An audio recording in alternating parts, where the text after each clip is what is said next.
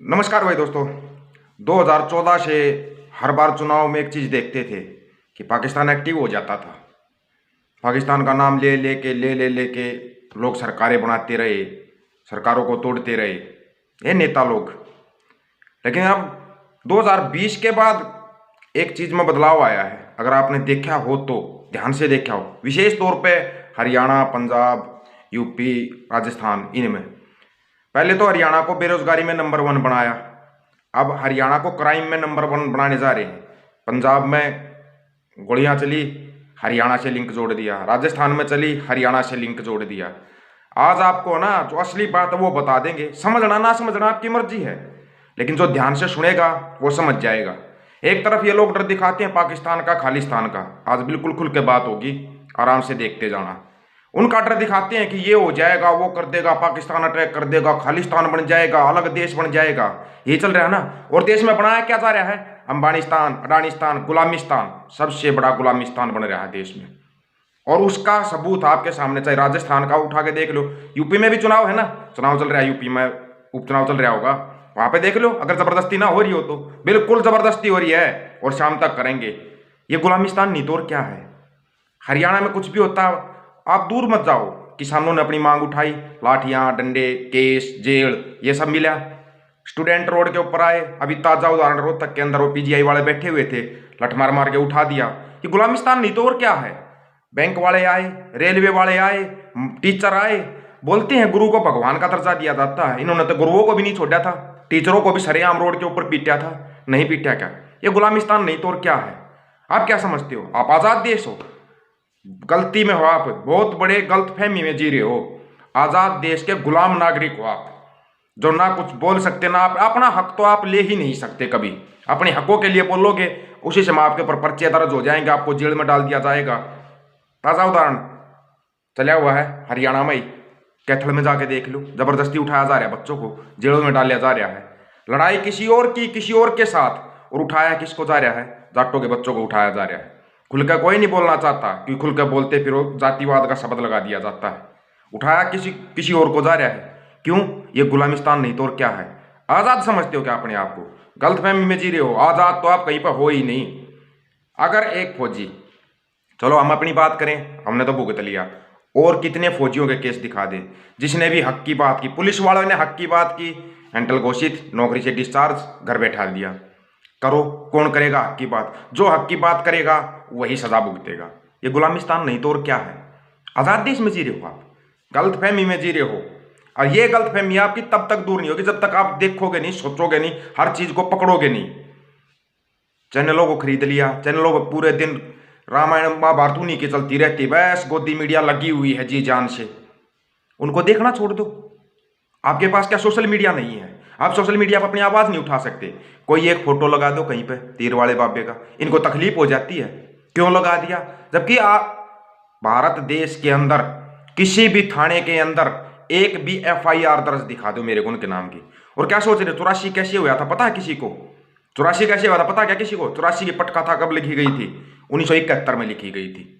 71 में। जिसको चाहिए ना, जो 1971 की लड़ाई में शामिल थे, उनसे बात करवा सकते हैं, आपकी बात करवा सकते हैं। पता क्या हुआ था 71 में? 71 की लड़ाई, जो बांग्लादेश वाली लड़ाई, आप समझ गए ना, बांग्लादेश को अलग किया गया था पाकिस्तान से। 14 दिन के अंदर आज तक किसी देश की लड़ाई सिमटी है? एक छोटे से देश यूक्रेन ने देखो कितने साल, कितने दिन लगा दिए, महीनों लगा दिए। 14 दिन के अंदर किसी देश को झुकाना, ये ताकत पता किसकी थी? ये ताकत सिक्कों की थी, ब्रिगेडियर सुखदेव सिंह की थी, जनरल बराड़ साहब की थी। ये हो गया था, उनको chief of the army staff बनाया जा रहा था कि भाई चीफ ऑफ आर्मी स्टाफ बनाया जाएगा। जिन्होंने 14 दिन में एक देश से युद्ध जीत लिया, एक देश के टुकड़े कर दिए पाकिस्तान के, उनको chief of the army staff बनाया जाना था। लेकिन वहीं से सिक्कों के खिलाफ पटकथा लिखनी शुरू कर दी थी इंदिरा गांधी जी ने, प्रधानमंत्री थी ना। उन्होंने देखा हाँ सिक्कों के अंदर ताकत बहुत है, इनका नाम होगा। आ गया ना वहीं पे 0.2% का रोड़ा। वहां से उनको जबरदस्ती रिटायरमेंट दिया गया। ब्रिगेडियर सुखदेव सिंह जो मेजर जनरल बन चुके थे, उनके ऊपर एलिगेशन लगा के, आरोप लगा के उनका कोर्ट मार्शल किया गया। नहीं किया गया तो उठा के देखो, आपको पता है जो 84 में जो हुआ था, उसके अंदर मेजर जनरल सुखदेव सिंह भी मारे गए थे।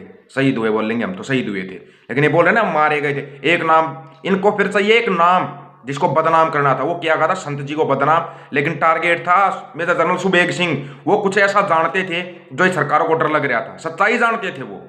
सच्चाई जानते थे वो, डरती थी ये सरकारें। टारगेट सुबोध सिंह थे, सुबोध सिंह को टारगेट बना के संत जी को साथ में ले लिया। संत जी ने कब कौन से अलग देश की मांग की थी? आनंदपुर साहब का मत्ता उठा के देखो, वो मांगे ऐसी की ऐसी हैं। सभी राज्यों के अधिकारों की बात की गई है उसमें। तो अधिकारों की बात अभी किसानों ने भी करके देखे थे। अभी खालिस्तानी और आतंकवादी पता नहीं क्या क्या बना दिए गए थे, पाकिस्तानी बना दिए थे, चाइना से बना दिए थे, बनाए नहीं क्या। लेकिन लोगों को किस समझ में ही नहीं आ रहा कि हो क्या रहा है। कभी दिल करे ना, हवलदार रिछपाल सिंह से आपकी बात करवा देंगे, जो 1971 की लड़ाई में शामिल थे। उनको भी पता था क्या हुआ था। सिखों की कमांड के अंदर 14 दिन के अंदर एक देश के 2 टुकड़े कर दिए थे, झुका दिया था, देशों को झुका दिया था। ये थी सिखों की पावर ऑफ सिख।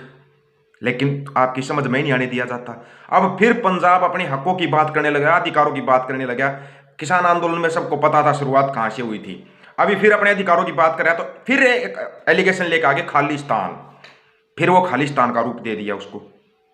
आ रहा है कुछ समझ में? ये खालिस्तान पहले भी आया, किसान आंदोलन में भी आया, फिर आ रहा है। ये एक आरोप है जो लगाया जा रहा है बार बार, क्योंकि यहाँ पे बात होती खालसा राज की, बात उठने लगी संयुक्त पंजाब की। अब उसको तोड़ने के लिए कुछ तो चाहिए था। ये सब बहाने हैं। खालसा राज की बात होती है, संयुक्त पंजाब की बात होती है। संयुक्त तो ये सरकारें नहीं होने देंगी।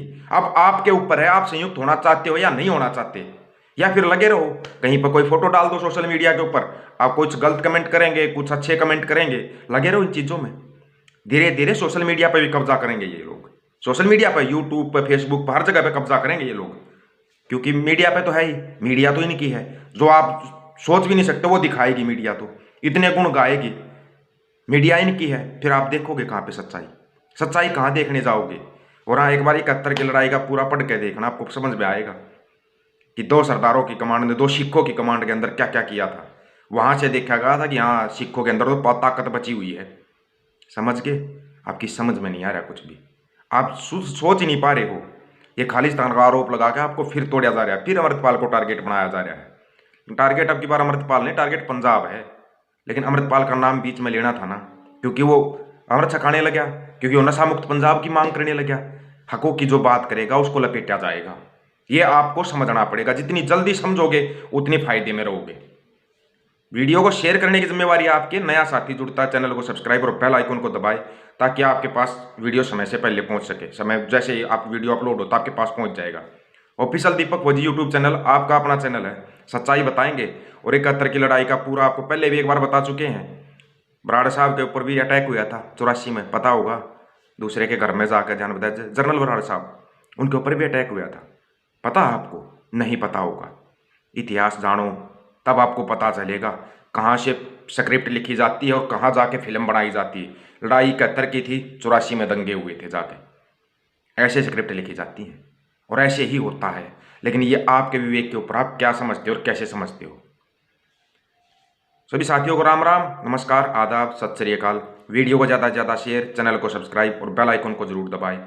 किसी साथी का कोई सवाल है, आप सवाल कर सकते हो। व्हाट्सएप नंबर आप सबको पता है, 9518883630, 95 18 88 36 30। यह है व्हाट्सएप नंबर। आप व्हाट्सएप करके अपना सवाल पूछ सकते हो, आपको जवाब दिया जाएगा।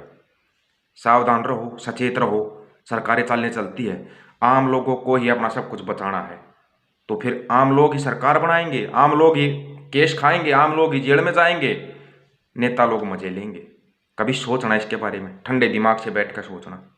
आपको दिखाया कुछ जा रहा है, किया कुछ जा रहा है। अगर इस गुलामी से बाहर निकलना है, उसके लिए सबसे जरूरी है आपकी एकता।